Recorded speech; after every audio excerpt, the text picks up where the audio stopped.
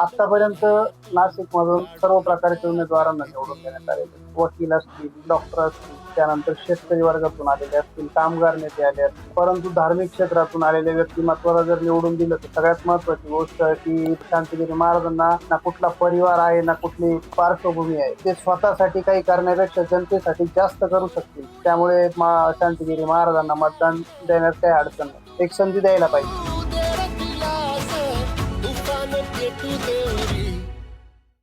आतापर्यंत नाशिकमधून सर्व प्रकारच्या उमेदवारांना निवडून देण्यात आलेले. वकील असतील, डॉक्टर असतील, त्यानंतर शेतकरी वर्गातून आलेले असतील, कामगार नेते आले असतील. परंतु धार्मिक क्षेत्रातून आलेल्या व्यक्तिमत्वाला जर निवडून दिलं तर सगळ्यात महत्वाची गोष्ट की शांतिगिरी महाराजांना ना कुठला परिवार आहे ना कुठली पार्श्वभूमी आहे. ते स्वतःसाठी काही करण्यापेक्षा जनतेसाठी जास्त करू शकतील. त्यामुळे शांतिगिरी महाराजांना मतदान देण्यात काही अडचण नाही. एक संधी द्यायला पाहिजे.